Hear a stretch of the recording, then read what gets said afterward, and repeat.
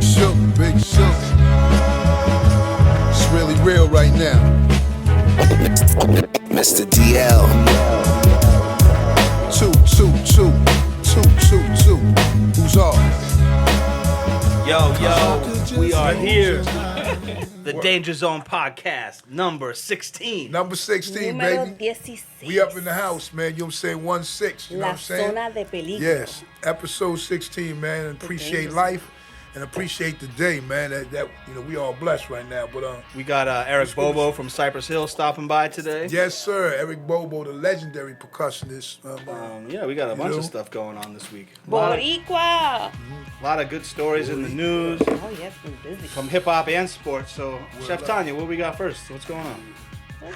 Let's start with this dude right here, Dr. Dre. Dr. Dre. People know his name. Dr. Dre just recently donated $10 million to the Compton, I believe it was Compton High School, you know, for them to build a new campus. You know, Oh, that's cool. the reason why, you know, I even like to mention some shit like that is because being the iconic, you know, person that he is musically or whatever, people always want to see one side of something. You know what I mean? They don't see all the other sides and shit that people do. And that right there, anything contribution to is schools and all that shit, that's just always a beautiful thing, man. You know what I mean? So shout out to Dr. Dre. Not only is he a music man, but he also a man with a conscience, man, and trying to make it happen. And Dave Chappelle got rushed by this gentleman who was eventually stomped out. Yeah. I heard he got entertainment stomped. You Yeah. know, by a few Busters and Foxes and everybody else. So, What about you, Big Shook? Has that ever happened to you? Not like someone literally rushing you, but like, you know, when you perform, fans tend to like try to get on stage, they stage wanna, and like, stuff. rock Like, out with how you. did Well, security handle well, that? that, Or I'm no, sure well, you that did. happens a lot. I mean, even, you know, in the earlier days too, like there's always somebody want to jump up, and usually I try to give them a little, you know, guide them off. If they wouldn't go, when I got them off, then I would have to give them the mush. You know what I mean? Yeah. So, and that's how we would be, because you were just protecting yourself, man, to have a good show, not just like hurt or harm anybody, man. But sometimes, a lot of times people come to shows, they drunk as shit or fucked up, Yep. especially overseas or whatever, and they'll, Oh, it's worse over there? oh yeah, they'll get up on stage and whatever, and then you got to handle that, man. But a lot of times security is good though. They keep people away, and I was always ready, like, you know, not saying I could beat up the world, but it's just that, you know, I was gonna have people running up on me, because I had fans run up on you because they're jealous of whether their girlfriends were liking you or whatever. They also think they know you. Well, but Because they know you. They also think they know Big Shook because they listen to Big Shook. well, here's what happens. is a problem. Here's what happens a lot to me. I seen somebody from the peripheral of, you know, vision running towards me, and I'm like, yo, this motherfucker's like really running at me from a distance, yelling out some crazy shit. So after I signed something, because my peripheral's good, like it's still from the football days, that shit, my peripheral's crazy. I see him running up, and I gave the person back the book after sign or whatever, and then I just like socked the shit out of him. You know what I'm saying? Now I could have killed him, man. You know, God forbid that would have happened. But see, the thing is, if it's unbeknownst to me, I'm writing, and this dude's running full speed. I'm not bullshitting though. This dude's running full speed. So what was his intention? He thought he was gonna knock me over, or try to tackle me? I don't know, You have or stab me? I don't know. milliseconds to react. Yo, so no, guys, see, I had a little bit more than that because I could see this dude running up, but I'm still casually signing my shit. You know what I mean? And boom. But you know what? For all the people that want to be disruptive, there's also a whole bunch of people that's cool too. I feel like So, most people are cool, Yeah, and there's man. a Hey. handful of people who just don't know how to act. They got no social skills. Yeah. And then you mix that Well, with if alcohol and excitement. That's it. You know, oh my God, Big Shook. Oh. You know, some people just think Alcohol they and fucking excitement. can't. They might have told it. They might have told a motherfucker they was gonna do that. Yeah. Like for instance, I don't know if y'all are up on it, but do you remember? I think it was a year or so ago, and maybe a kid threw the bottle at Kyrie Irving. Oh yeah, okay. Right, that was a big stink, right? So that kid, you know what I'm saying, right? I coached him as a kid, you know. Oh, no like shit. yeah, he's a friend of my son and shit. I don't want to say his name like Don't that. say his name, Just it's to okay. put up there. Everybody knows who he is. I mean, shit, it was at a And if not, they gonna Google it. on TV. On TV, they. But I'm just saying, Out of respect. like shit like that. So you're saying you told me to do crazy, it. huh? So you're saying you... No. If I told him to do it, he wouldn't have missed. You know what I mean? Like he came close. That bottle said. 50 is back. Oh, okay. Oh yeah. This one I looked up when Suge told me about this one too. See, Suge got the stories that go over my head. I got the ones that go over his head. Yeah, well, now that'll be going over my head. Don't get that right, Don't little. get it. Get that right, little fella. Nah, but yo, little D, pause. Yeah, nah. Hey, yo, on some real shit though. Shout out to 50 Cent. He had made a vow to find a character for Monique to be on his show Power. You know, and he came through with it because she's gonna be on the next season Power. The thing that's dope about it is he said it, he stayed about it, and that if anybody's aware, you know, the industry kind of, you know, shunning her a little bit, just because she's being like really her, not like she's an asshole or nothing. You know what I mean? I like her. I think. All right. I think Monique. What was that lady's name that she had the issue with? The white comedian that she does the movies. Oh, Amy Schumer? Amy Schumer. So it all stemmed from Monique thought she deserved Amy Schumer money at Netflix for a special. Whatever Now I she- think Monique is funnier than Amy Schumer. I don't think Amy Schumer's funny. But Amy Schumer is a relative name right now that Monique wasn't. So I thought she kind of put the nail in her own coffin with the industry not fucking with her in that sense, because I do think she's funny. Like, Man, my thing is this. She's not only funny, she's very talented. Yeah. She's a great actress. Yeah. what's that All movie she did? That she won. I think she won an Oscar. Yeah, for it. yeah. That, Nominated with for it. Precious. Precious. Yeah. You know. So, so she's a talent that, you know, a treasure that should be held to us, like some shit that we should observe as we live. Like she's dope like that. You know what I mean? And for, you know, just cause some motherfuckers song and dance, man. Still, some motherfuckers are still nose is the brownest thing. I mean, the nose the brownest thing on their body. Yeah. You know what I mean? So there's a bunch of men like little ass kisses and shit going on. And listen, you don't gotta be, you know, on some, you know, running and kissing ass type shit of brown nose to be proceed and progress in the industry. I believe you can still be you. You know what I mean? But the position you step in, that's what you're doing. You know what I'm saying? You can still be you. I guess it all depends on. I guess it all depends on how you're introduced to the game, because if you start off as a nice guy and then turn into an asshole, people are gonna hate you for it. But if you come in as an asshole, like Kanye West, you can always be an asshole. And people will just be like, "Oh, that's just Kanye being Kanye. That's Manny being Manny. That's that's this. Listen, Manny's cuckoo. Excuse me. Hey, Everybody deserves a all the comeback. Boricua and whatever, yo. Manny is cute. Yeah. Yeah, I mean, this motherfucker's about, he your complexion now, with a little hat on. Got a little ass hat talking about his wife like it. And I'm like, come on, dog. You don't like, oh man. That's like I just seen an interview with Mike Jackson. Rest in peace, my dude. Like, and he was they having an interview and they were like, yo, your face has changed over the years. He said, I've done nothing but my eyes and a little bit of my nose. That's it. I was like, yo, man, come on, dog. I mean, I like Mike, you know, and I was like, damn. Dude, we know, look, people go see 400 pictures that changes more than what you are now. How come Michael Jackson's kids are whiter than me if they're his real kids? Well, you know better than that. Like, you know what I'm saying? Listen. I will say to that is,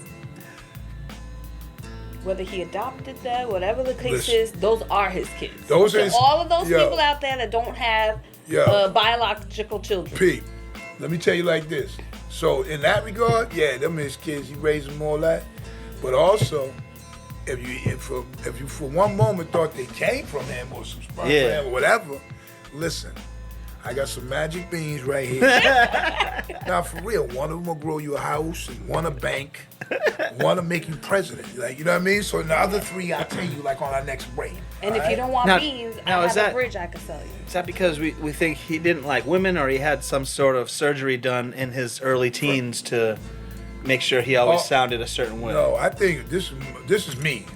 I always felt like Mike is just Mike. He was ultra talented or whatever. Yeah. He had his, like, Michael Jackson is not the first one to, like, adjust their face and do all that shit. Like, Yeah, for sure. He just went crazy. Joan Rivers, man, she went cuckoo too. Her face got tighter. May she rest in peace. Yo, her face, rest in peace, but her face got tighter than fish pussy. You know what I'm saying? So right. Yo, I swear to God. So what do these people think when they get their first thing and it's fucked up looking? Do they think they go, all right, well, he can fix that. When he fixes that, they're gonna fix this, and then they come back and they're double fucked up, and then they're like, all right.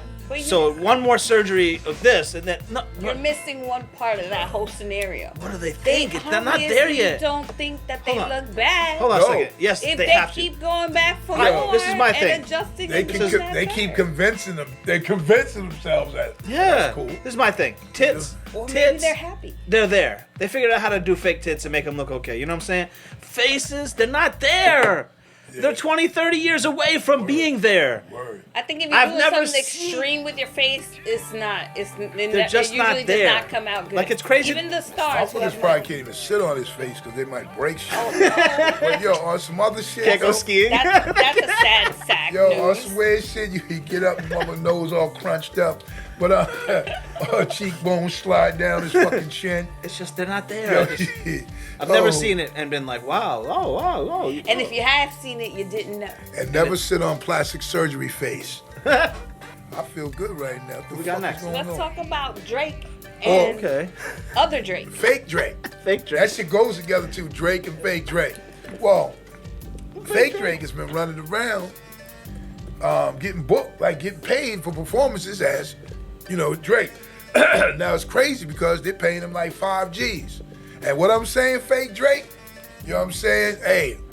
It's crazy. He doesn't even really look like him. I mean, the way they catch pictures, like, and people, that's how people are. Like Fat Gary, my man, Fat Gary Bond, who used to run with us and manage and all that. We went overseas. Everybody thought he was Raekwon from Wu-Tang. Oh, no shit. We're in Japan. It's Raekwon. It's Raekwon. And he signed autographs. He had fun with the shit.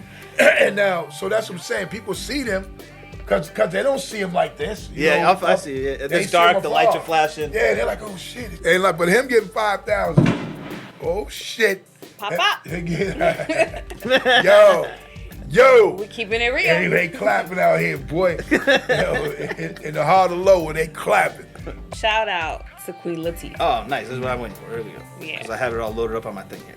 I mean, what was you saying about it? So it says 21 years after she was named the face of, who is it? Cover Girl. Yeah. She's back. Yes. And I like Queen Latifah. Always been a Queen Latifah Me fan. too. I went to see Queen Latifah in concert. Notorious B.I.G. opened up for her. I had a Naughty by Nature Scully hat with the ties, and they hung on the side. I'm sure you did. I'm not unconvinced. You know what? But I will say, I know. I will say, much of a fan I am. I like all her movies. I refuse to watch her kung fu fight criminals in The Equalizer. I can't do it. I watched the first episode just because I like her, but it's just so unrealistic. I'm like watching a woman kung fu fight like 7 foot tall. Why is it unrealistic? Well, here's the thing. I saw a couple episodes. I thought it was pretty good actually. It's just that like my timing be off like to watch it regularly.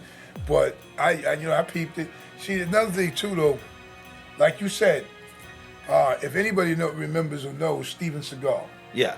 So, Steven Seagal, I remember the Jamaican community, everything was up in arms when he played in that movie and was beating the shit out of Jamaicans. Yeah. Right? Because they motherfuckers was like, wait a minute, because they say in real life, they're like, no way, one white boy beat all the bad man in Jamaica. Never. This how motherfuckers felt. Like, so for real, I'm throwing a little, fun in it, but the other motherfuckers, because in that movie, man, he was snapping motherfuckers' arms backwards, cut off screw faces, head threw it out the window. You know what I mean? All kinds of shit. Like, so they know that was so unrealistic. Like, that this motherfucker gonna come through with a ponytail and a trench coat. You know what I mean? And you gonna come, I always thought she was pretty though. Queen Latifah, she is. She's a very beautiful I always thought, even when I was a kid, I always thought she was pretty. And I always wondered, when did she come out of the closet? Man, she ain't never came in the closet for all I know. I thought she's living her life. That's all she's doing. There ain't nowhere where she said I'm in the closet. Okay. It's always perception. Oh, I see. Yes. Of people. Because even her first videos were like, remember the first video, Naughty by Nature was in it, like grabbing her butt and stuff like that. Like it was like men. Everything was men. But that's because she ran the flavor unit. Yeah. Number one, and number two, you know what I mean? Like people are always gonna make something controversial, especially even her playing the ruffian chick and Set It Off. You know what I'm saying? The iconic Set It Off. You know, and she was so people gonna always do their thing, whatever. But she looks great in the I don't know. I always heard that Queen Latifah was gay. I'm looking up. It says that she has been with her lifelong partner, Ebony Nichols. Now Ebony Nichols could be a man. I just don't know. No, peep this. Yeah, it's a woman. But what you're doing. The scissor kicking. But listen, what you're doing. What you're doing is because that's sad. Yeah. You know, you can run with it. Just like they be saying, motherfuckers is dead. They said John Amos, shout out to John Amos, was dead like a couple weeks ago. Mm-hmm. He was like, yo, I'm alive. Yeah, they said Sinbad was back in the day, a few years back, it was dead. I mean, so you never know, like, and controversy is controversy, man. I don't know if it's controversy. Mm-hmm. I just. Well, it's controversial because nobody don't really know it. Like, no, you don't see no pictures of motherfuckers canoodling. You know what I mean? All that bullshit. Like, you don't be seeing none of that. So. I don't know, like it is what it is. Yeah, you can't find no picture like that. I don't think you can't find pictures of me and Tanya canoodling either. Yeah, but I'm saying, but I can find a lot of motherfuckers with I can see a lot of motherfuckers. Maybe y'all don't canoodle, but what I'm saying is like, yo, sometimes motherfuckers get together with a couple of cups of ramen noodles. She likes her life private, and those are not things that she. Right here, Hip Hop DX. Discuss it. Right here, Hip Hop DX. Not that they're the fucking Bible of the world, but they say Hip Hop Queen Latifah officially comes out during Pride Month. Don't never tell no motherfucker who love wrestling that shit is fake. Yeah. Yo, even to this day, grown ass man. Yo, I'm telling you, when he do this, he does that. Yo, I'm telling you. If you believe that, that's cool. I'm not gonna shit on your motherfucking parade. You know what I mean? I'm good. But man, I remember being younger, you tell me, yo, that's just fake shit. Even though I feel like back in the day, some of them chair claps, like motherfuckers saying, they got a little wild. It's fake to the extent that like it's a script that they know who's gonna win and what move they're gonna do. Reality but TV. they're still falling from 10 feet. They're still getting, you know. Yeah, but check this out. Ooh, this is the one that still probably isn't good on the body. This the one, that part. But this is the one that's gonna get you every time. When a motherfucker runs full speed and someone put up their boot like they kicked him in the grill with them big ass wrestling boots, right? And then all of a sudden when he dropped to the ground, whoever it is, then they get back up and they find the power of God and they start roaring. Like, and I'm like, wait a fucking minute. Yo, I'm like, so you don't think, you telling me that's real? Boom. Did you like wrestling back in the 80s and stuff? Yeah, because... All right, so there's a show you might like then that takes place in the 80s. It's called Young Rock. It's about The Rock growing up as a kid and how he grew up when his dad was in the WWE or F, whatever. How he played football. It's kind of cool. You might like that. It's not as good as Winning Time. One thing about me is I never had any aspirations to be a farmer. Right? I never had aspirations to be a farmer, just to be honest and dumb. So I never really was too much into shucking corn. You know what I mean? You know, yeah, it might be what do you think? It borderlines on the corn? Oh, you know that shit's on the cob. It's definitely like a Disney family show. You know that shit's on the cob? But let me tell you, the eye candy is real. Oh, here she go with the that. The eye candy is real. Well, I mean, I don't know about for you gentlemen, but... Not for me. Well, you know, some gentlemen... That's true. Some people, we just say it like that. So you saying it's not candy corn? So you're saying Queen Latifah wouldn't like it? Oh, here you go, this bullshit. That's all. Because when she do that karate shit on him, he gonna be like, oh, when I meet Queen Latifah, please stay very far away from me, okay? I love Queen Latifah. He gonna be there. I'm gonna say, yo. She's gonna come up to you and say something. Yeah, no, she gonna Tom and Jerry his ass. She probably will. She'll Steven Seagal me. Nah, danger zone. Danger show. We have Young Thug. Oh man, this is what we came to talk about. RICO charges have been filed and. I mean, not even filed. They went and arrested these motherfuckers. Young Thug, Gunna, and what they said 28 other people. That's the RICO is that gang act law, so How- that means working together as. RICO is just That's a long-term investigation. That's what the RICO thing is supposed to be. Criminal acts, like acted like in a, Together. like a web, like a web of like motherfucker. That's what that Like a RICO gang. shit is. Yeah, a gang basically. So, you ever been? You know what a floor model is? No, I mean a floor model of just like something at the store. No. Well, you know, a floor model is usually at, like what motherfuckers used to become when they used to talk that dumb shit to me. But you know, I mean, it's just what it is. You know what I mean? You know, It's the danger zone. they said motherfuckers became floor models. But nah, I mean, I just had to walk you down that alley for a second. We good. Rapper Gunna was booked into an Atlanta jail Wednesday on racketeering charge after he was indicted with fellow rapper Young Thug and more than 24 other people for conspiracy to violate the Racketeer and Corrupt Organizations Act. Like they're acting like they did it on purpose. Well, they said, listen what they said, right? Because they're saying they're a gang. They're saying like this, like a mafia or YSL. something. They're like, you know what I mean? So They're affiliated with the Yes. Bloods. It says they're called YSL. I just lost the. I'm gonna tell you like this. Still, what we're reading is still, you know, just words. Those are charges. So You're yeah, innocent we don't until really proven know. guilty. And how much of Obviously. that could be real and how much could be sensationalism, we don't really know. So And everybody's sharing that picture on. I mean, by the time this airs, maybe you'll be over it sharing another picture. But everyone's sharing a picture today of a guy sitting at an interrogation table and he's got like KFC, and they're all saying that that's him. And I'm like, yo, pay attention to what you're looking at. The photo you're looking at KFC has a television. It says A&E on the side, which leads me to believe that that's from one of them 48-hour shows. Right. And someone just took a snap of it and was like, "Oh, that's him talking," and that's just how easy people like believe shit. Like people believe memes, like they believe memes as fact. It's like, yo, don't get your news from memes. You know what I'm saying? The Danger Zone episode 16. Hell yeah. All the episodes are up on YouTube and Facebook. Full interviews with Dana Barrows, Billy Everything Dins, is there. So terminology. you can get caught up on them. Nick Speed. Nick Speed, yeah, you know what I'm saying? You know, John Abrahams. Yeah, you got it, man. See, you remember some shit. Yo, What's next over there, Chef Tizzle? oh, man. Pot doesn't affect all of the brain. Nah, that's true. You know, it's not a terrible thing to waste today. Y'all smoke that Rocket Fizzy. Let's talk about some football. All right, Tom Brady. Tom Brady was just given the biggest commentator contract ever. They gave $357 million to the most $357 boring person who's ever me talked. tell you Greatest quarterback of all time. I don't think it's gonna fucking carry over. No. It's very boring. No, I disagree. But that's your perception. That's cool. There's another side of Tom Brady because here's what they're doing, right? They know that, you know, he's, first of all, you have the greatest quarterback of all time on the show. You know that's going to attract a bunch of people want to like watch him.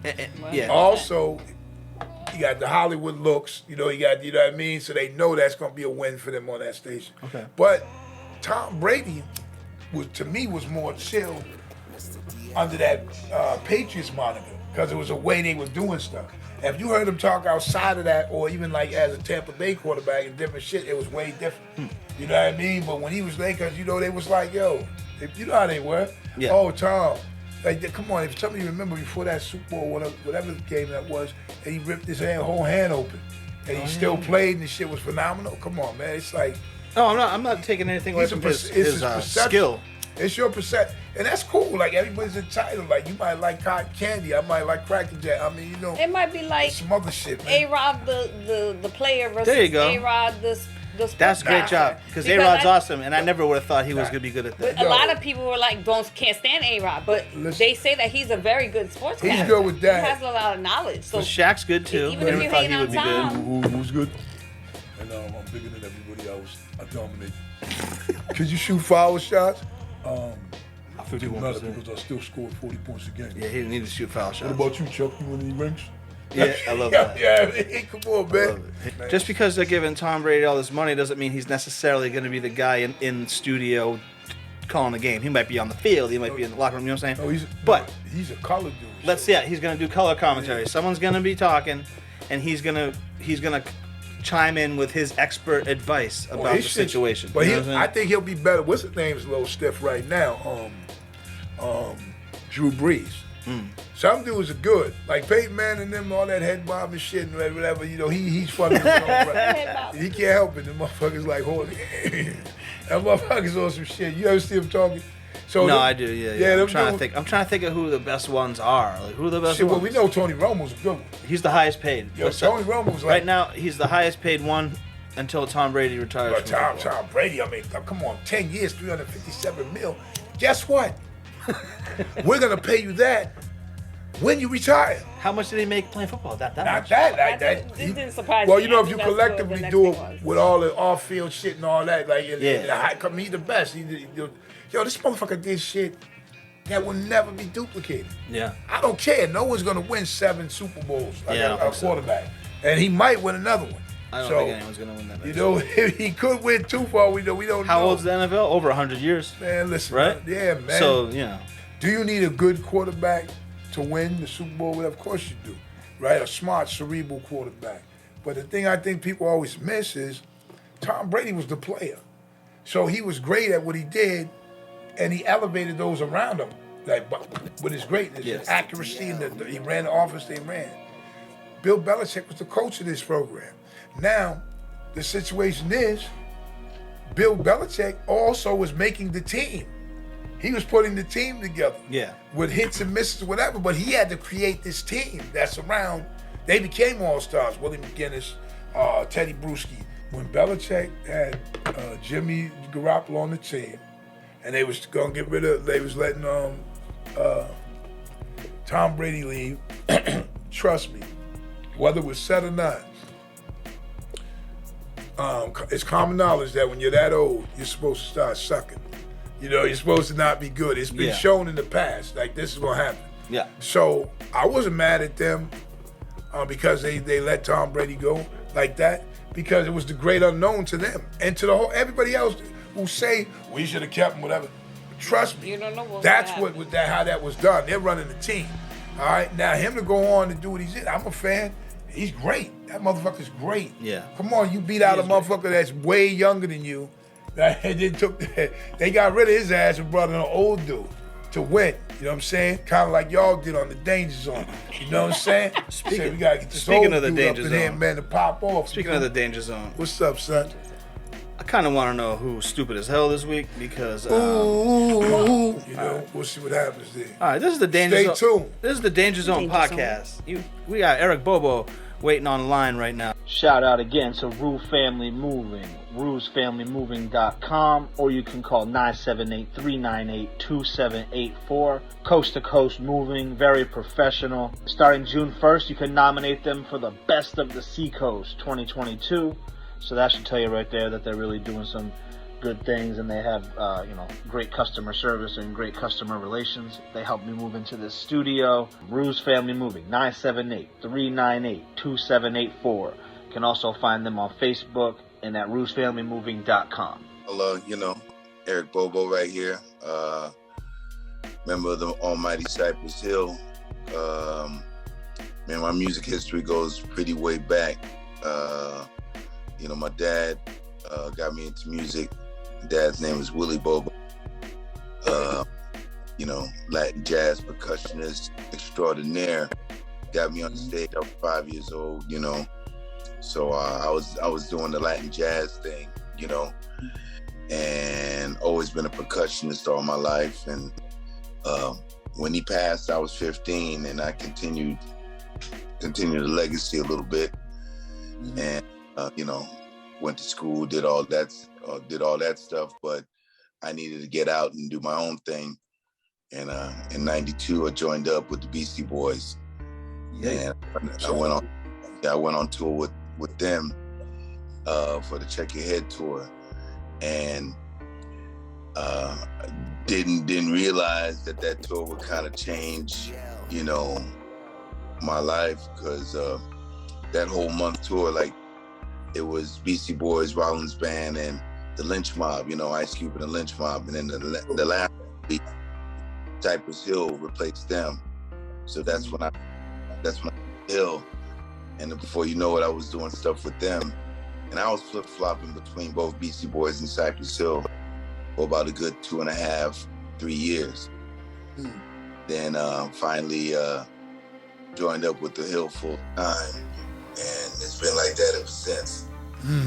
Hell yeah, man. I mean, it's crazy because with me, like, you know, obviously, you know, I met you, like, you know, we was on the Smoking Grooves tour years ago. I mean, we had probably pretty much daily interaction with whatever you remember or not, but we all did because we all, like, we would pull up into the spots, set up, you know, and I'd see, like, I actually had pictures I posted recently on my Instagram and Be Real hit out, you know, and put him on his Instagram because it was him, me, Buster, and him just posing and shit back then, you know what I mean, on the tour.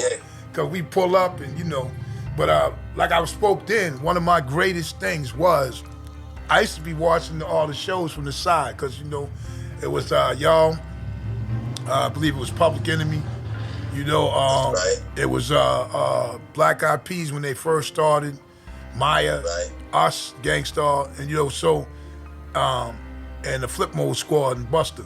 So I would watch everybody's shit from the side, you know, because, I mean, I'm a hip-hop fan as well and enjoying this shit too. So when I, when it got to Cypress Hill, like, you know what I'm saying, it was crazy because I told people this story a million times where the Buddha would inflate, you know what I'm saying? Why this dude came out here with this big ass bong, right? Right, this big shit, and I was like, wait a minute, and the drums would play. You play the drums, you know, and I'm like, then you'd be just take this hit. They say whatever, and you just taking the hit, long as shit. And I'm looking, I'm on the side, you know, like, yo, this shit real. Like, this dude really, you know what I'm saying, taking all this shit in, and then. Yeah, this shit would stop, whatever. Then the exhale, you know, with the drum, and then that big ass fucking clouds. I was like, yo, and I'm sure I probably said it to you back then, cause you know what I'm saying. I'm on this tour, I'm doing my thing too, and I'm like, yo, nigga, that shit is crazy. Like, what, you know what I'm saying? I'm like trying to think of what kind of lungs or whatever. Dude, listen, let me tell you something, man. I'm telling you, years have been passed, and as many times. I tell that same story because I've never seen that again.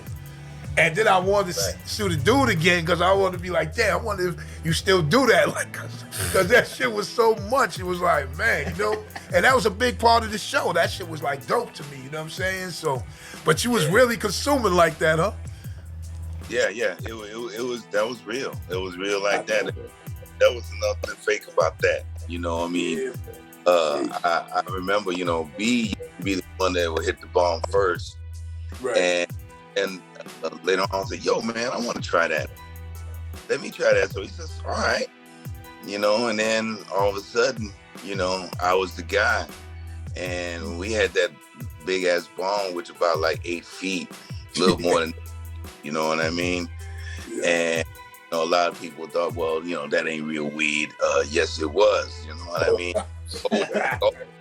I think it would be harder if it wasn't real weed. Yeah, that's we always had the top notch, you know. You know how we would do it.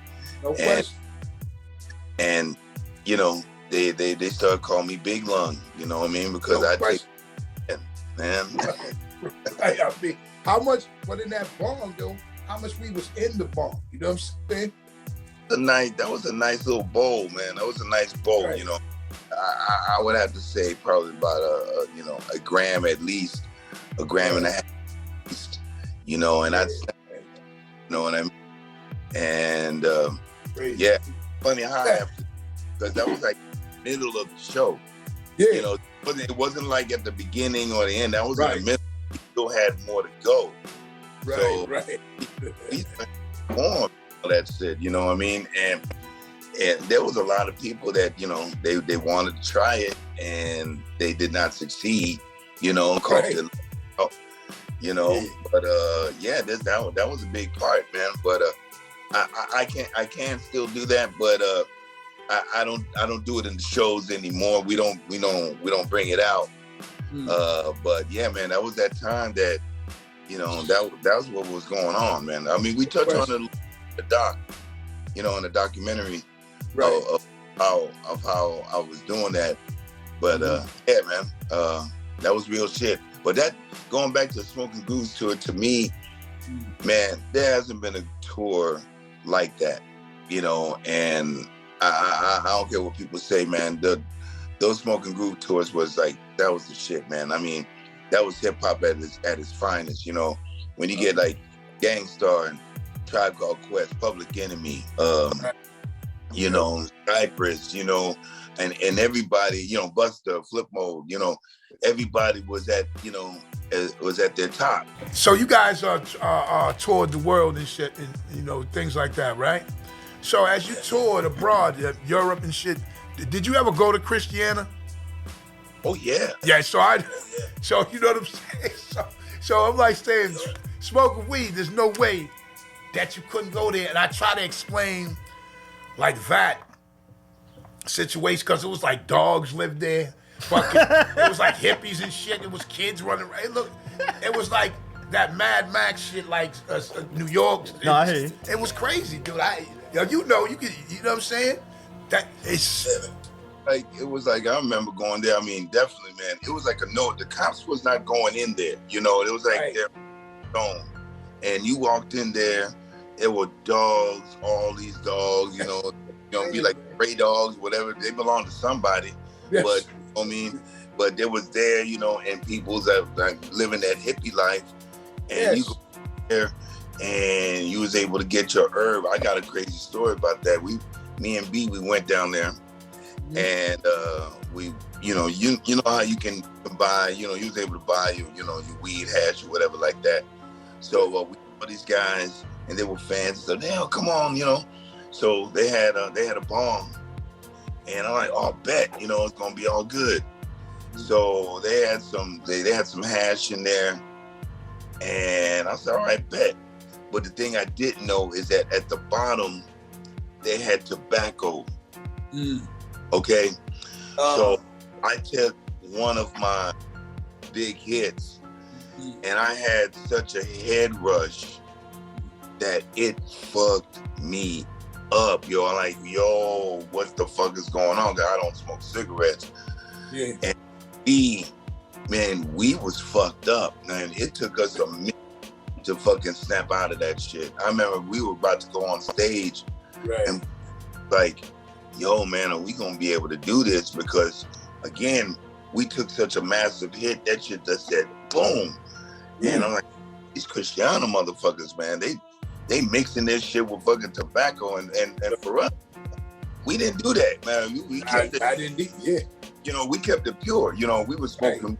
You know, even if people, they smoked their blunts and everything like that, they didn't mix the weed with tobacco. You know, it was always weed. You know, they did over there in Europe. That's how I learned. So Europe thing. Because I took a big ass in London. Or I took a big ass pull like that. And I was a vocalist and a singing too with the crew. And that shit had my shit like on fire. Like, I was like, oh shit. Which I learned that they do that. So I was like, you know. But a quick story I got too with that Christianity. This is a place all weed. So I come here with this group, special teams. They was touring with us and with me in the Gang Starr Foundation. And I tell dudes, you know, they knew. I'm saying, listen, don't smoke everything up in here. Shit is crazy. I mean, you know what I mean? There was a guy named Room who was there all the time, and we used to do 16s for him. He would always get all the rappers to spit on something. You know, he made beats, you know? But he would have that big shit that, like them candy bar hash. It looked like candy bar, and you put it in that fucking pipe and you know, light it, and melts down. It's crazy shit. Yeah, bubble hash. And it's long. Like, for you to pull, it's like it's a long-ass, you know, stem, whatever. So the one dude, he ain't listening. Shout out to my man Jay Son. So he takes a big ass pull, and he pulls again, and then boom, now he's fucked up. So now there's a dog sitting over, you know, sitting over on the side, and he's like, yo, shook. He said, I'm not really fucked up like that, but don't it look like that dog's talking? When he said that shit, I was like, man, I told you, man. Like, you know, I mean, cause everybody smoked up. I mean, these motherfuckers it was a way of life. Like, smoke. They had this cave thing where they would play PlayStation games. Yeah. You know what I mean? The shit was like, it was something else, man. I'm telling you. But I'm glad you might have been the first person I spoke to about that in a long time. Cause I think they shut Christianity down, but that was the shit like in them times, the 90s and all that. You know what I mean? Yeah. You know what I mean? Back then, you know, there wasn't, I mean, now you go to Europe, you know, there's, you know, weed is more available in some spots in some countries like Spain and shit like that. But back then, it was Amsterdam and Christianity. Right.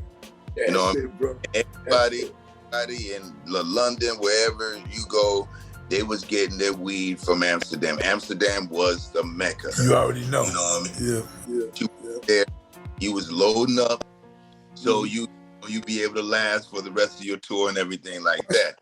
No question. Ooh. You know, and we started to do is that we made that the hub. So like we were doing Amsterdam, we was like staying there for a few days, and then if we had to go to Belgium or anywhere that was like within 5-hour drive, we would go there and then drive back.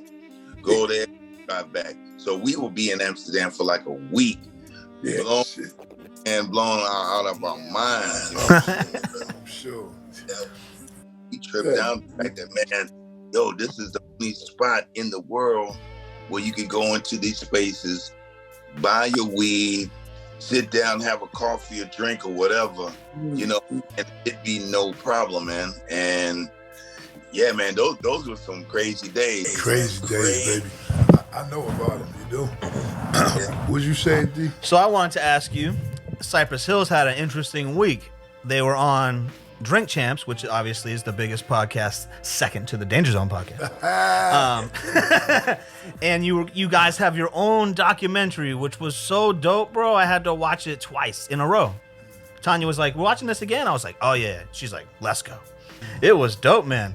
So what's the feedback from that? Because even I, who I consider myself a Cypress Hill historian, I learned some new shit in there. So what's the feedback been? It's been incredible, man. I mean, people are really like, you know, receptive to it. And, you know, again, it was a learning experience for a lot of people because, you know, the full story really had never been told, you know what I mean? Like that. And to be able to do it from our perspective and through all the videos and pictures and everything like that Esteban Oreo had taken. And I mean, even back then we all had a video camera, so we all kind of contributed to that. But to kind of see it like that, you know, I mean, I think that a lot of people kind of realize, man, Cypress Hill has really done a lot of things, you know what I mean, and have accomplished a lot of things.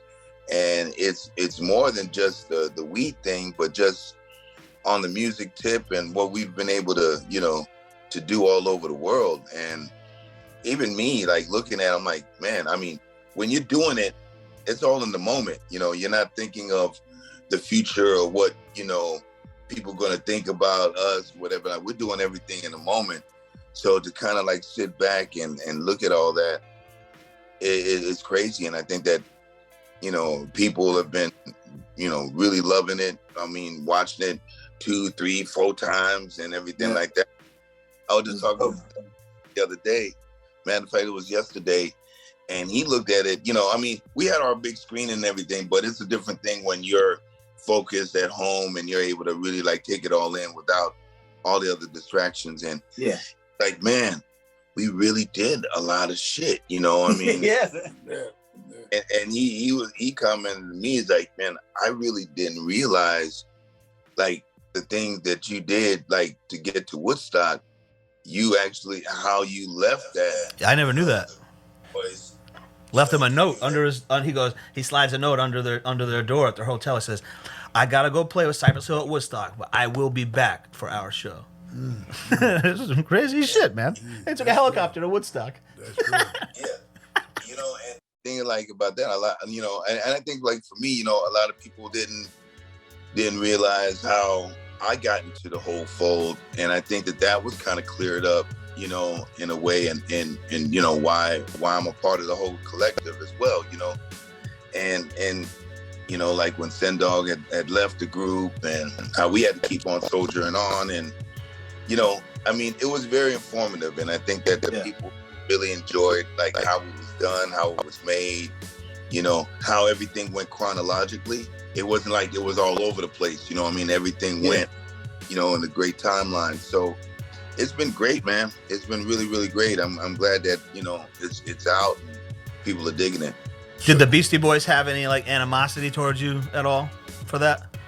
You know, it was a trip. I don't think so. I don't think so. But when that happened, and they never really had that happen to them. You know what I mean? It's like we were in the middle of Lollapalooza '94, you know, and originally, you know, Woodstock was going to be on a different day. And then they switched it to that Saturday, and I didn't have that day off. And I was really like, man, what do I do? You know, people were telling me go. There were people that tell me don't go, don't do this. You can't leave the group like that. You know, you have a commitment here and everything like that. And to be honest, it was like my mom that said, yo, man, you better go ahead and do Woodstock. I mean, that's like this thing again. I mean, it took moms to really like cement the deal for me, because I was really like, you know, yeah, you're right. You know, I mean, Beastie Boys are an iconic group. You know, you don't just leave them, you know, to go ahead and do a gig with, you know, any group, you know what I mean? And, you know, I knew that once I knew I wasn't going to make it back for the show, I said, oh shit, I'm going to be in trouble, yo.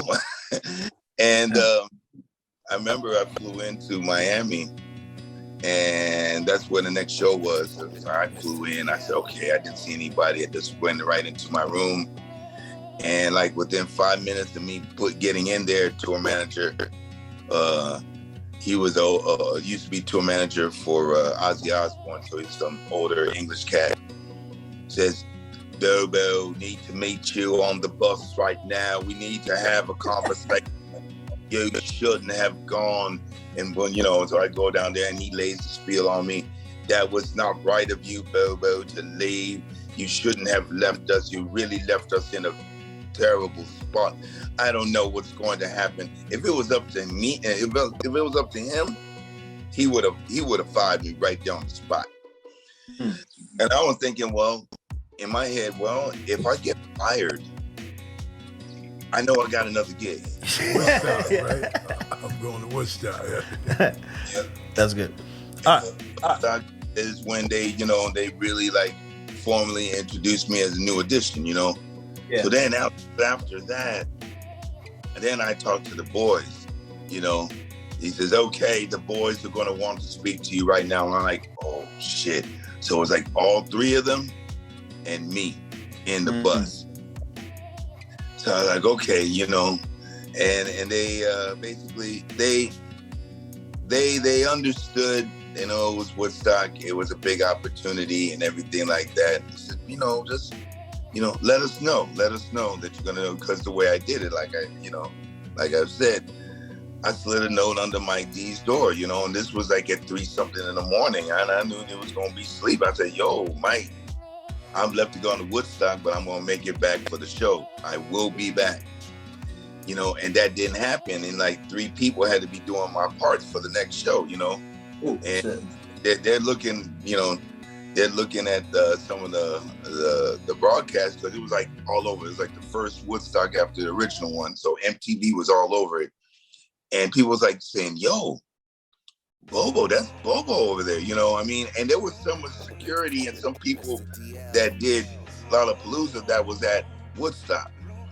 So, you know, it was a trip, and then I didn't make it. And, you know, when we did that gig, they said, all right, you know, no problem. I said, okay, they're not going to fire me. The crazy thing, though, is Cypress was going to do the Reading Festival in the UK, and their manager, John Silva, big manager, you know, of Nirvana, you know, Beasties and whatnot. he comes up to me personally and says, Bobo, because Cypress was figuring out a way how to get me to go to Reading. I mean, even like go on the Concorde, we're gonna fly you, we'll get you on the Concorde to fucking all that shit. And he says, Bobo, you're not really planning on leaving and going to Reading, are you, with Cypress Hill, are you? And I says, no, John, I'm not gonna go, I'm gonna stay right here. I'm gonna be here. And I missed that show. But I think the boys, they, the Cypress, they understood, but I couldn't do that twice. Because I knew that before I was gonna be, I would be fired. So everything was great. Everything was great. And what really led to everything was, Beasties was about to go out on the Hello Nasty tour. And Cypress was doing Smoking Grooves. A week before Beasties hit me up, I got the schedule for Smoking Grooves. So I committed to it. A week later, Ad Rock hits me up and says, all right, we're about to start off this tour, for the Hello Nasty album. And then I says, I just committed to the month with Cypress for the Smoking Grooves tour. And I think at that moment they knew that they had to get somebody else. Because you gotta think about it, for 3 years, I was flip-flopping between both groups and the schedules did not mix. They didn't interfere with each other. So at that time that it did, so they knew that they had to get somebody. Because now they saw like, wow, he's going to be doing stuff with Cypress. But I look at it this way. They made me an offer that I couldn't refuse. No question. It's your Godfather shit, huh? They did. And I had to look at it like, yo, man, what's going to be better for my career? What's going to be better for me? The guys that let me into the group and just like, made me, a member. As opposed to Beasties, it was always going to be them three. I was always going to be the guy on the side, which is cool, and we do all this stuff and everything. But, I had to make that power move decision. And looking at it in hindsight, I made the right decision. No question. You're still here, so and we're grateful for that. But so your dad, his name was Willie Bobo, right? So it's just amazing to me because you know how people always would be like, we was kicking the Willie Bobo, you know what I'm saying? So you tend to think, being an older gentleman too, like right now I can say to mad people, like, they was kicking the Willie Bobo. They younger than me, you know what I mean? Some are older, but they know what you're talking about. And I wonder if that even correlated with him, or was he aware of that, or you know what I mean? The trip about that I kept on hearing this, and I didn't know what it meant. Right. But it was more on the East Coast that was coming from there. Now my dad was born and raised in New York, Spanish Harlem. A lot of my family's there. I was born in Hollis, Queens. And I'm in Boston, so we was knowing it too, you know what I mean? So it was all like East Coast, right? So I kept on hearing this. I'm like, what does this mean? So I hit up my cousin, Rob Markman. You might know Rob Markman. He's done stuff with Genius and everything like that. And I said, yo, Rob, man, what does this kick the Willie Bobo mean? It's like, is it a diss? What is it? And he said, oh, man, it's like, yo, man, you know, it's that smooth shit. You kicking the Willie Bobo, you know what I mean? It's cool. I tripped out on it because, I mean, not everybody is going to have a dad or someone that they know or a family that's going to have a saying attached with their name. And I didn't know. I didn't know, like, man, how are these peeps, these young peeps, like, knowing about my pops? It kind of tripped me out because, again, my dad, I mean, when he passed, I mean, it was really early on in the hip hop game. I mean, I'm talking about like Sugar Hill and stuff like that, you know. And I remember when he would like catch me in my room and I was rapping to Rapper's Delight, and he saw me like, you know, rapping stuff. He says, "Yo, man, when we do, I'm gonna play this jam. We're gonna be, you know, doing this show, and we're gonna do this little jam, and I want you to do that rapping stuff, you know, because that shit is cool." Mm-hmm. So they'd kick a beat, and I'd be in these jazz clubs. See this footage? Rapper's Delight, you know what I mean? Because I gotta see it. Thing, man. And he was really into like the progression of where it was going musically, you know what I mean?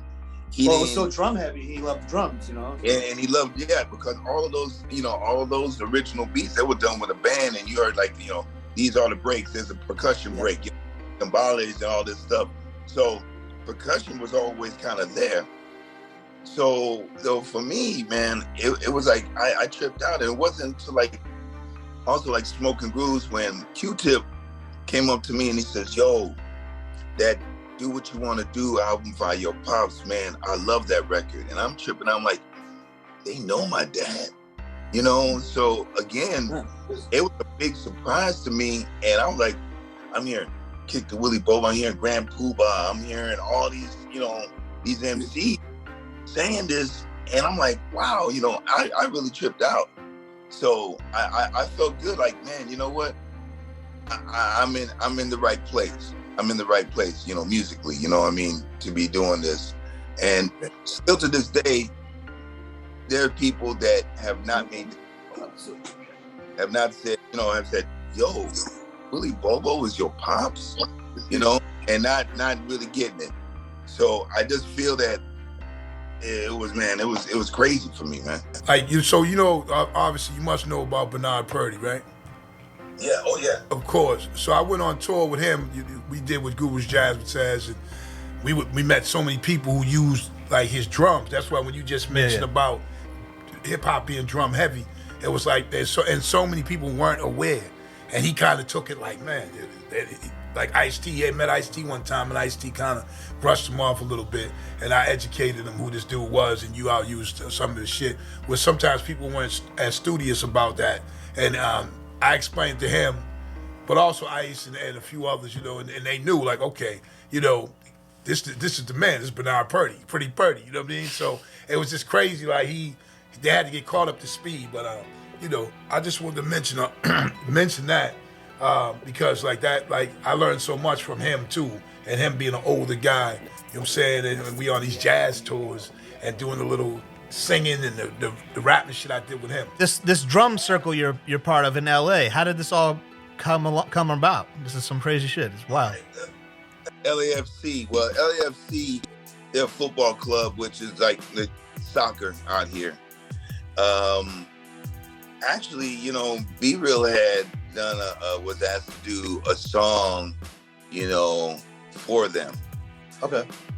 He was invited, you know, to go to the game, and then he saw that there was a drum section, and they called it 3252s. And you know, when you go to a soccer game like in Latin America, Mexico, and everything like that, they got all the chants, they got all that, and then they got the drums going on. Yeah. And it's something that, you know, we really don't have out here. So they give you the feeling of like you're somewhere in Latin America. You know, it's very Latin heavy. And we went in and he jammed with them, and he says, "Yo, man, I gotta bring Bobo." And they were like, "Yo, man, just bring him in." You know, it's like not everybody can go in and drum with these guys. They kind of like have like bring you in or whatever. And I finally got down there. We brought our own drums, and the people that would go up there and jam with them, like Exhibit, Chavo, bass player from System of a Down, you know, they would play and jam a little bit, but you know, it would be like 15 minutes, 20 minutes. When me and B went up in there, we did the whole game. Okay. I mean, we up there for the whole time, you know, both hands. And they tripped out on that. And lo and behold, as a man, you know, you need to come back, man. We welcome you back. So we did it. We just did it again, and we did again the whole game. So basically, we're like honorary members of this, you know, of this drum crew. That's dope, man. And the thing is, it's a great experience because, I mean, you just feel the energy, you know what I mean? It's like they don't stop either. Like they go from song to song to song to song with 5-second, 10-second breaks, and then they go into the next one, and it's like 45 minutes, then 15-minute break, you know, halftime, then 45 more minutes. So it's like constant drums, and I'm like, I'm about this all motherfucking day. I can do this all, you know. So, and the fact that we brought our own drums, we brought our own things, you know, I mean, they've really accepted us in. So basically, we're part of the 3252s from the LAFC, and they're in first place right now. Hell yeah. I know I got one question from Chef Tanya, the great Chef Tanya, and then I'll let you go. So I know you got stuff to do. She wants to know, do you feel that traditional Latin music is dying? You know, I mean, there's still traditional Latin music that is being made, but nobody is at the forefront of it. Okay. I'm kind of like it's kind of been replaced with the reggaeton sounds and everything. No disrespect to that, but you know, it's like it's evolved. You know, some of the rhythms have evolved to that. But for the traditional thing, I mean, yeah, you could still find it. You could still find people that are doing it, but no one is in the forefront of it. There's none, you know, there are no really young groups that are like, yeah, we're going to get this salsa band together and we're going to go ahead and take over. You know what I mean? I mean, you got the Bad Bunnies, you got the, you know, people like that. And that's cool. And yeah, they're using some of the rhythms and everything like that. But a lot of times, you know, either they're performing and you just see them on stage and you don't really see the band. The band is hidden, you know. So you don't know who's playing, you don't know anything, you know, what's going on in the background. And I think that, you know, then there needs to be a change as far as that, because, you know, there's no one really like carrying the torch. Yeah. You know, no, it's true. Music alive, and in some way, I feel like for me, I gotta kind of come full circle and kind of use my platform now to kind of bring some of that stuff back, at least Latin jazz. Yeah, you know, yeah. I think you could definitely do that. Yeah. To be music with it and have the band and have that power like that, because there was a time that, especially out there in the East Coast, man, it was all about that South Side. It was all about it. I mean, you heard it everywhere. But there's not like those young groups. Maybe that'll be your next album. That are racing it. So, in that sense, it's, you know, it's down, but it's not out. Yeah. But things are going to turn around. I hope to help out with that. Yeah, I'm sure you will, man. This was amazing, bro. I want to thank you so much for doing this. I appreciate the being able to do the new Cypress Hill video. Come with me. That's out right now. You can go check. Props out to that, man. That shit looks really, really, really good. People are really liking it, and it's different. You know what I mean? Because, you know, B was always like saying, man, I don't know if, you know, the young right now, I want to see a bunch of, you know, 50-year-olds, you know, up in the video and doing kind of stuff. You know, still can show the power of the music through visuals, and the fact that you did that video, it shows that, and it was beautifully done, and I have to give you props for that, and I look forward to the next one that you do for Cypress. I will do another one. Thank you so much for being here, man. Appreciate you. Anything you ever need, you know I got you. No question. And we will talk to you soon. Eric Bobo, we'll put all your socials up here and anything you need to know. Yes, sir. About Good Eric to Bobo. see you. And you know, we gotta see that footage of the bomb. You know what I'm saying? That's your Man, it wasn't even the intake as much as the cloud in the sky. The dragon cloud. You know what I mean? That was the shit. Good to see you, brother. We're looking forward to the Verzuz. You know what I mean? So, that should be interesting. You know what I mean? Because me having a rapport, with the crew, Be Real and others, and then with Onyx, because all of us were ascending pretty much at the same time. Yeah. Like all those groups, at the same time. So it's to me, it's interesting because I'm like, okay, this would be entertaining for me as a fan, but also just that these brothers are still around and we're still, by the grace of God, still doing this shit. So, all respect, man. This is the Danger Zone podcast. Sometimes we make fun of things that might be a little, maybe you don't want to make fun of them, but fuck it, because this is stupid as hell. Stupid as hell is Vicki White. Vicki White. The reason why, I don't want to make light how this story ends, but, the reason why is because she was a correction officer. In Alabama. Who worked, I believe it was more than 15 years or so. No, in a perfect scenario, it was the day before her retirement. Like some Danny Glover weapon shit. Right. So, situation being is she helped an inmate escape. The inmate, Casey White, was serving 75 years for murder, right? So, it blindsided everyone because everyone was like, damn, hold up, she did that? She was a widow, had no children. And so she said that she had to take him into evaluation day and he had an appointment, So she took him. And from that point, they took off. How the fuck did she get him out of there? I mean, it's crazy. She had that play, but she got him out. Then they were found. 11 days or something like that? Yeah, Is that what a few days, 9 or 11. A few days later, in a hotel room. Now, see, that's stupid as hell. It's in itself.